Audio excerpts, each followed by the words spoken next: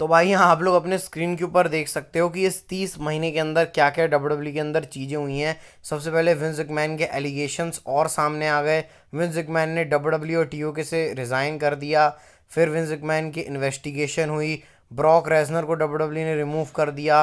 Seth Rollins को injury हो गई। जेट कारगिल का डेब्यू, नियोमी का रिटर्न, जॉर्डन ग्रेस का रॉयल रंबल में आना, टीएनए और डब्ल्यूडब्ल्यू का मर्जर टाइप का, बेली का रॉयल रंबल जीतना, डैमेज कंट्रोल का टर्न करना, कोडी रोड्स का सेकंड रॉयल रंबल जीतना, सीएम पंक का रिंग के अंदर रिटर्न करना, इंजर्ड हो जाना 6 महीने के लिए, रॉक का टीओ के मेंबर्स का पार्ट होना, रॉक का रोमन रेंस को चैलेंज करना, कोडी रोड्स के लिए जो मूवमेंट चला वो, साशा बैंक्स का एडब्ल्यू के अंदर अनाउंसमेंट की रूमर्स, कनुची का ओकाडा का छोड़ना, उसके बाद फिर उस दिन ओ जो गाड़ा का भी भाई पता नहीं उन्होंने भी छोड़ दिया। उसके बाद जो इम्पैक्ट रेसलिंग है वहाँ से ही फायर हो गया। तो भाई इस 1 महीने के अंदर क्या क्या चीज़ें बीत गई ये तो पढ़ के ख़त्म ही नहीं हो रहा है। तो भाई ये महीना सही में बहुत केओटिक रहा है डब्ल्यूडब्ल्यू के लिए और हम फैंस के लिए भी।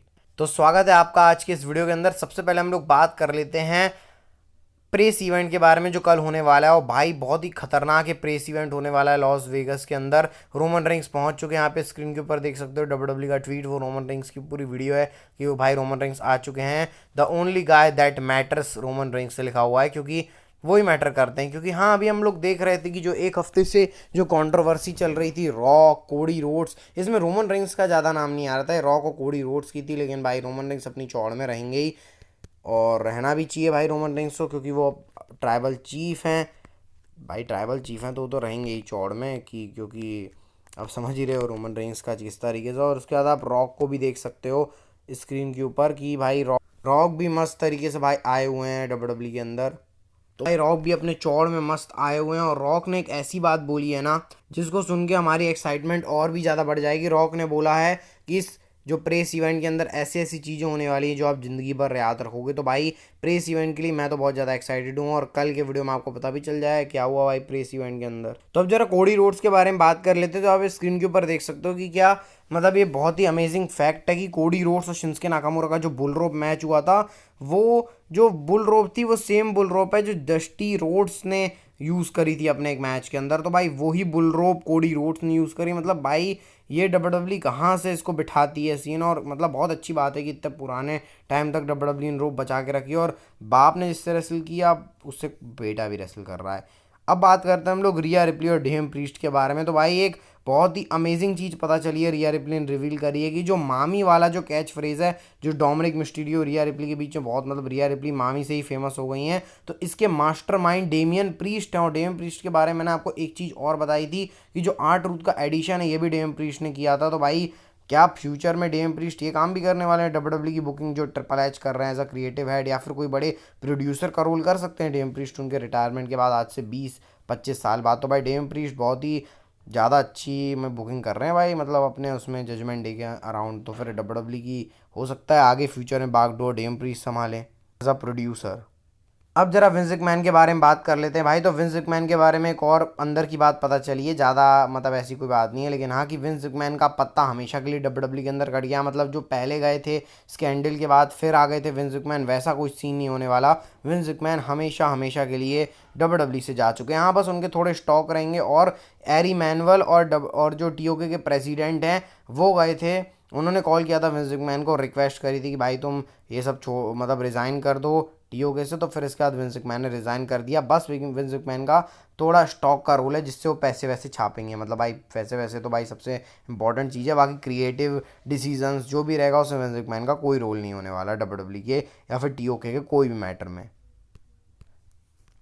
नहीं होने वाला भाई। और मैं मतलब ऐसा देख के लग रहा है मतलब डब्ल्यूडब्ल्यू के अंदर, और सेथ रॉलिंस ने भी वैसे वैसे बात बोली है।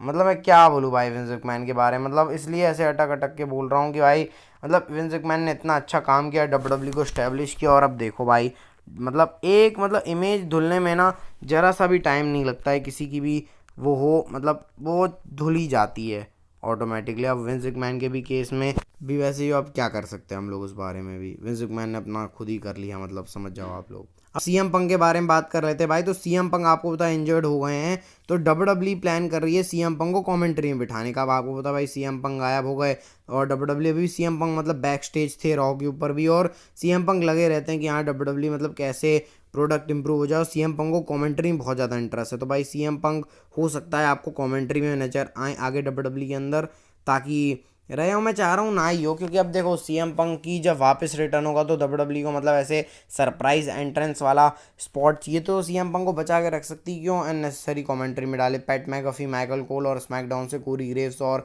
वेड बैरेट अच्छी कमेंट्री कर रहे हैं, क्या जरूरत है भाई सीएम पंक की कमेंट्री की। अब डालना चाहो तो डाल सकते हो भाई।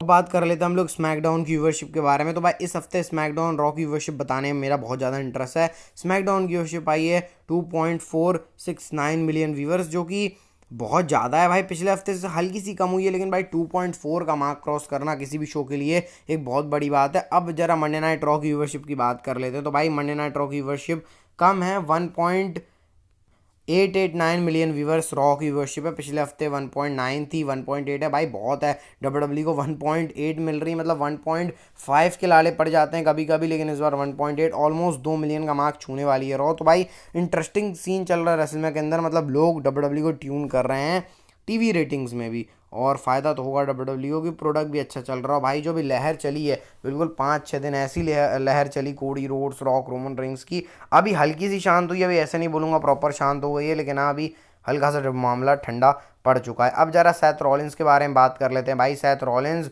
अभी आए हुए थे इंटरव्यू के अंदर, उन्होंने बहुत अच्छी मतलब बहुत सारी बातें बोली। सबसे पहले विंस मैन के बारे में उन्होंने बोला कि भाई मैं इस बारे मतलब ये फुल पता नहीं, मतलब समझ जाओ कि सेथ रॉलिंस को पसंद है, डिस्कस्टिंग उन्होंने सीधे सीधे बोल दिया इसको भी भाई, डिस्कस्टिंग है।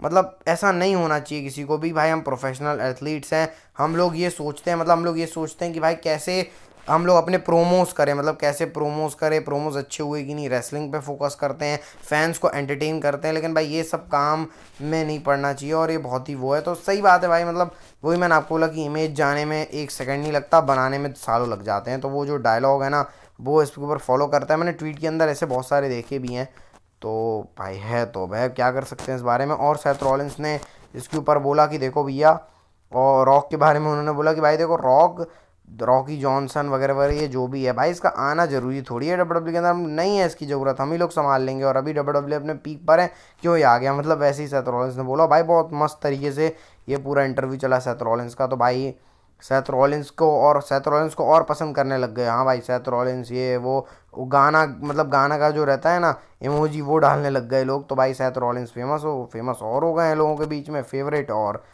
रॉक की तो भाई हालत अभी भी पछता ही है। अब जरा एलिमिनेशन चेंबर के एक मैच के बारे में बात कर लेते हैं। तो डब्ल्यू प्लान कर रही है Cody Rhodes versus Drew McIntyre का एक एलिमिनेशन चेंबर के अंदर मैच, सिंगल्स मैच। अब ये मैच क्यों होगा, ऑब्वियसली बात है कोडी रोड्स सेथ रॉलिंस को शायद फेस करने वाले हैं, जो हमको कल प्रेस कॉन्फ्रेंस से पता चल जाएगा। मैकिंटायर को ये पसंद आएगा नहीं, मैकिंटायर कोडी रोड्स का मैच हो जाएगा चेंबर के अंदर, और वैसे ही डब्ल्यू बड़ा दिखाना चाहती है एलिमिनेशन चेंबर को, तो भाई ये मस्ट नीडेड मैच होगा और अच्छा रहेगा भाई। ये मैं देखना चाहता था कोडी रोड्स और ड्रू मैकिंटायर किस प्रकार से रेसलिंग करते हैं, देखते हैं भाई, जब ये होगा तो बहुत और मज़ा आएगा हमको। तो जरा एक ट्वीट के बारे में बात करते हैं। यहाँ पे wrestling.com की तरफ से देख सकते हो भाई, ये मतलब बहुत पहले की एक रिपोर्ट आई थी जब मैं चैनल भी शुरू नहीं किया था, जिसकी कोडी रोड्स ने बोला था कि द रॉक मेरी स्टोरी पे इंटरप्ट नहीं करेगा, मतलब जो मेरी स्टोरी है रोमन रेंस को कराने के लिए उसमें रॉक बीच में नहीं आएगा, और फिर ये काम हो गया। तो भाई इसी से फिर लोगों और मतलब ये ट्वीट आया ना, तो फिर लोग और ही वो हो गए कि भाई किस तरीके से डब्ल्यू इस चीज़ को देख रही है कि भाई जो मतलब रॉक और वगैरह वगैरह जो ये चल रही है, मतलब क्या बोला जाए इस बारे में, मतलब फैंस बहुत ही ज़्यादा और नाराज़ हो गए इसको देखकर। अब देखते हैं भाई डब्ल्यू क्या करती है। वैसे कोडी रोड्स का तो पूरा कबाड़ा हो ही गया है, ऐसा इस ट्वीट से और भी बहुत सारी उससे पता चल रहा है। अब इसके बारे में मैं समझ नहीं पा रहा हूँ क्या बोलूँ, क्योंकि सही में यार कोडी रोड्स के लिए तो बुरा लग रहा है।